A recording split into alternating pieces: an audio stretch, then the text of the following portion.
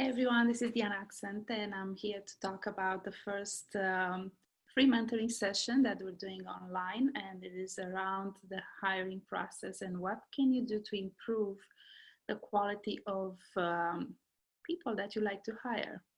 So I'm going to go over a quick overview of tools that you may be able to include and see how creatively can make them work for your business. Am I going to give you some examples, concrete examples, or let you implement what you hear here in your own domain and industry? So I'm going to tell you a little bit of a story that I have that I would like to share today. And it's based on my 27 years of experience in working, at least for somebody else, or helping others as an entrepreneurs to find something better quality in their hiring process. And when I studied this for a while, I came up with some patterns. I see that people do not necessarily hire managers, they're not necessarily utilizing what is available as conversational tools to do a few things during the interview that will be able to better understand what the client, the potential hiring person in our scenario, will need to be identified. Because nowadays, let's just be honest, that email, what you get by a resume, may not be enough to help you define and identify if that person is actually great for your organization or not. So the first mistake that I found that other organizations are doing are not analyzing enough. They're not putting enough time to figure out what's their environment qualities and why are they different than any other place. So when we attract somebody to come and work for us, there is no different approach, should not be any different approach than when we're selling what we have to offer to a client. There is no reason for us to think that those are different things, right? One thing that I also see that they're not analyzing and not bringing their qualities out, it's going to be hard to advertise for finding the right person. And when you advertise to find the right person, you're not necessarily advertising for the technicality of skills, but you're looking for what are the critical ingredients, elements from personality, soft skills, a combination of what exactly will make that role that you are up for offering someone to take and make the best out of it. So if you have this approach, you're always, if you go to this exercise to look at this hiring process in a little bit different perspective, you'll find that you could come up with better ways to capture the attention of the potential right target market, again, eventually employees that you like to offer this position to. How you position it is also very different, because many years ago, and I'm sorry to say that, but in a way people are offering those jobs as still with the mentality that they're making a favor to the person who's coming on board. And for some reason, if you are aware of what's happening currently in the market and how knowledge workers, what I call knowledge workers, are thinking, they're not there for just doing a task-oriented thing. No, of course, it will depend. You may argue with me on this, and I can take that, right? You may say that, yes, I'm looking for a position that somebody just have to listen what I'm saying, and they just have to implement. It's a simple process. I'm going to get them to learn and then have them come along and implement it. But there's so much more into that. That person, if you send it to interact with your clients, it has to be in a certain way. It has to be done in a way of conveying the values of your company. You're actually going to offer, if you're going to change your perspective and say, I'm not going to give this job away and have that person feel like I'm their saver because I'm paying them $15-20 per hour or even 50. If you're going to start to think, how can I add on my team someone that shares the value and can help me grow the business that I have, I'm going to allow them for that to happen. I have to allow them to come in and bring their own flavor to it. I want to see what they think about this process, how they can improve it. I may give them a way, which is my best way I know so far, that because they become the expert in executing a piece of a process or a piece of a larger scale implementation plan, they are supposed to be, if you let them, they will own that and they will come back and improve it for you. But if you're just coming with the perspective of, I'm going to request from you, those are the expectations that I have, let's put some goals around it, it will take you only as far as having someone reach out and get you to see those results. What you're losing by that will be what else it could be there that will blow your mind away by letting someone own that position. So that's one critical aspect, that if you could just think about that, I think it's going to change the way you're looking for people and the way you are going to look for offering this as an option, as an opportunity, rather than just exchange for money that you're willing to give.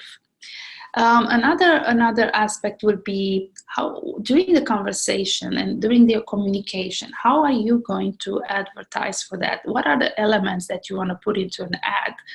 And those are nothing else than what we're using in marketing. And we're looking for keeping in mind that for the saturation of the marketing and messaging, even in a hiring process, you could see that we need to have multiple touch points before the prospect. In our case here, the person that I might be potentially hiring will have to see.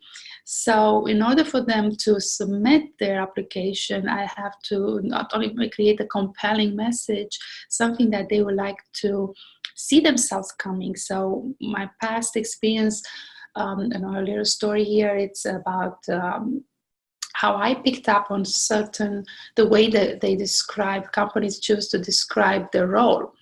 And I picked up for what matters to me. I picked up on keywords like innovation. I'm highly creative. I like to propose that. I like to bring that in. So if I see something around offering the creativity, putting it at hand, giving me the opportunity to contribute and to change, shape for better a place, I will go there. I will just submit the application. If they're just a rigid kind of keywords and even the way they presented it, I see it's a rigid environment. We need your expertise for so many years, and just to execute something. I don't want to go there because I know they just want me to implement something that they already are very stuck into it.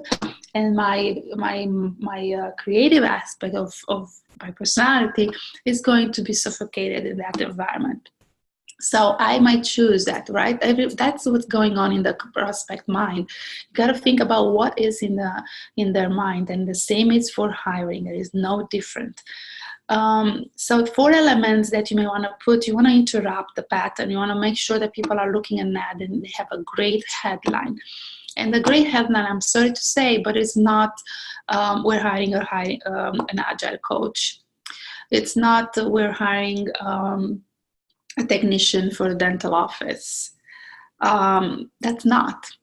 Okay, so you got to come up with something better than that. You got to interrupt. You're going to put something there that will bring again the keywords, the things that are looking at your values and your mission, vision. pick up from that and pull them back into your ads. You gotta also engage. So after you interrupt, I would like you to engage somehow, explaining why would that job be what I needed to have, and how it's going to help me grow, how it's going to help me contribute. Again, make sure that you know the 6 needs that anybody else, the human needs, and appeal to those.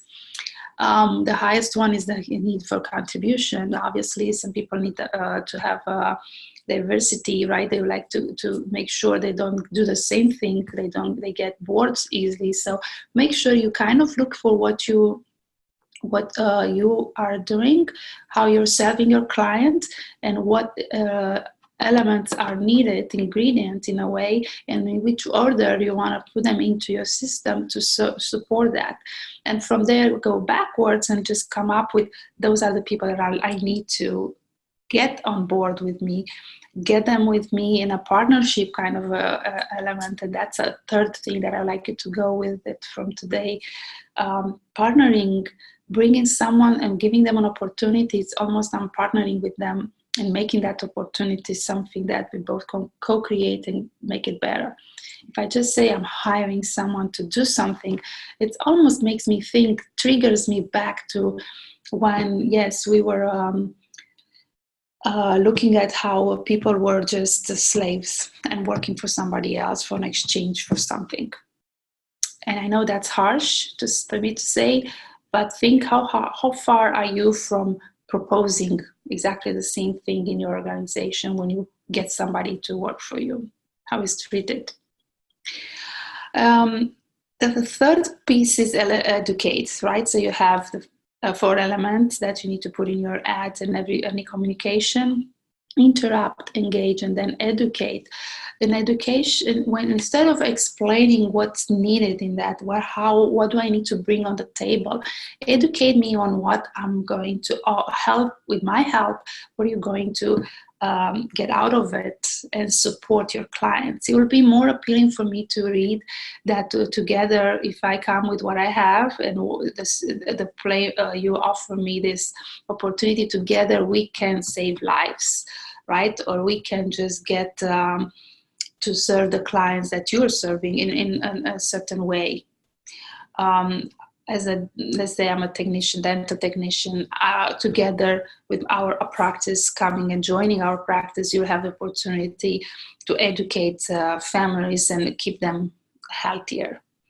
We're gonna let you bring not only your expertise to do a cleaning, but educate the families.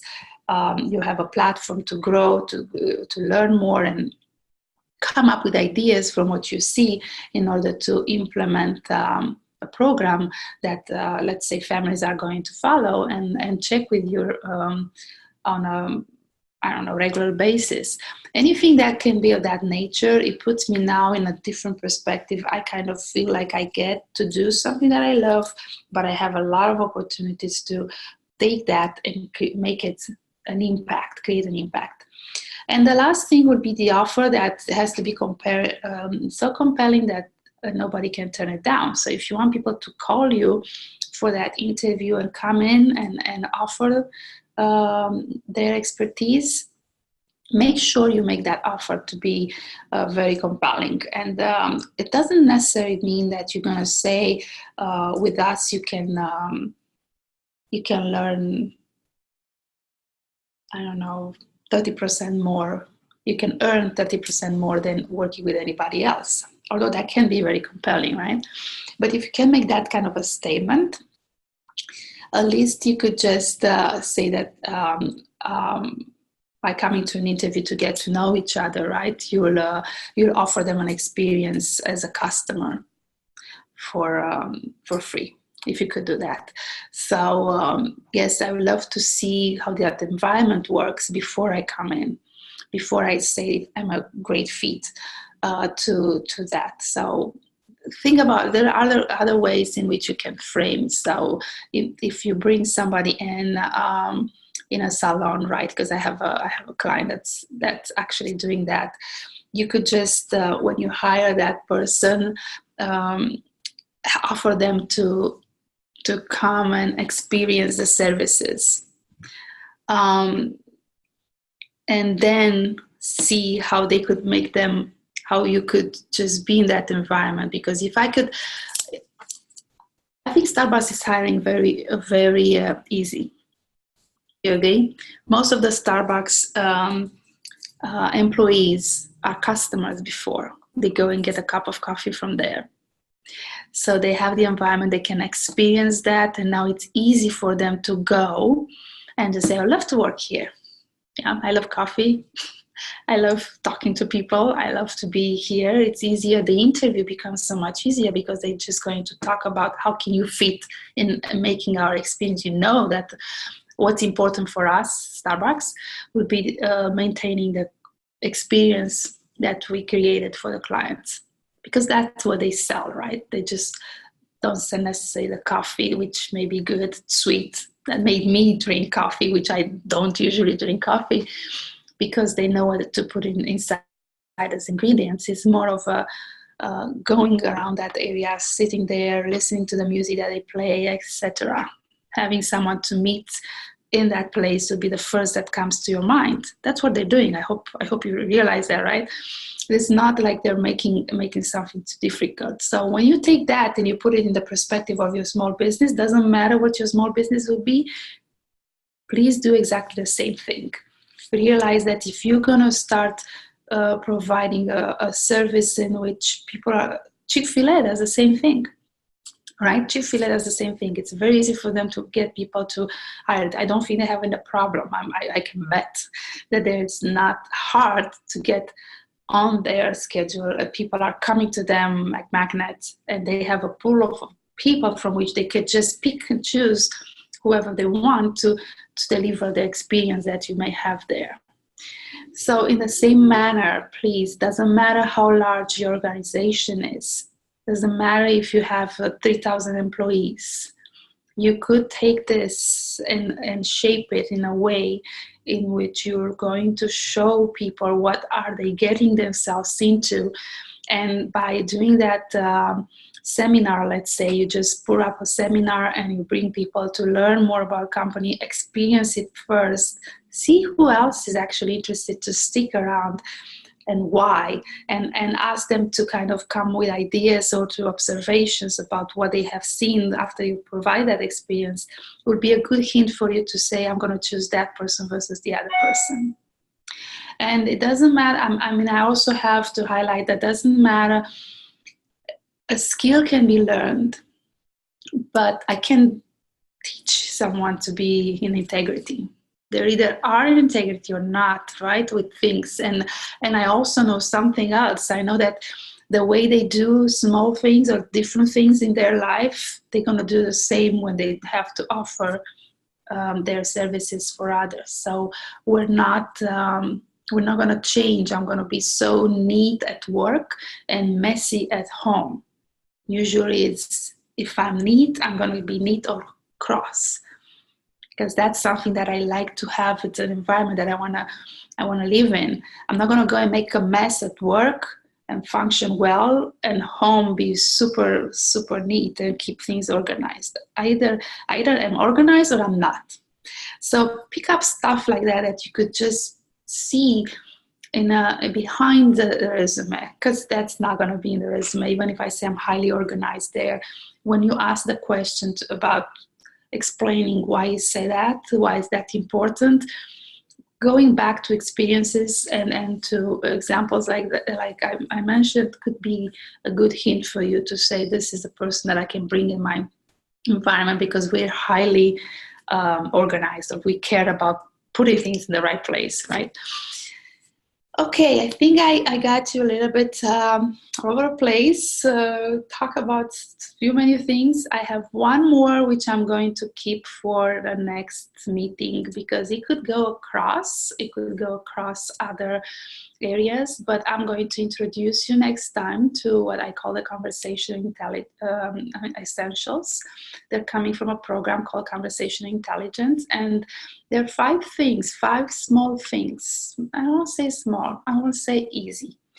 They're very important and they're easy to acquire, once you acquire them, once you know how to use them, your entire environment is changing and the way you connect with people. I'm going to just go over what the name is, and I'm going to let you come next time and meet me to kind of go over it, okay? So Prime for Trust is one of the conversation intelligence that I would like you to be first into. Second one is to ask questions for which you don't have an answer. Then I'm gonna share with you how to listen to connect, not to judge, right? To connect. It's a skill that you can learn. And then sustain conversation agility. Think about how can you refocus, reframe something to redirect in order to produce a different outcome. And that's an easy one kind of to figure out. It's your skill to, when something gets hijacked, even in a conversation or in a meeting, you'll know how to intervene and how to put it back on track. Okay, and the last one, it's double clicking.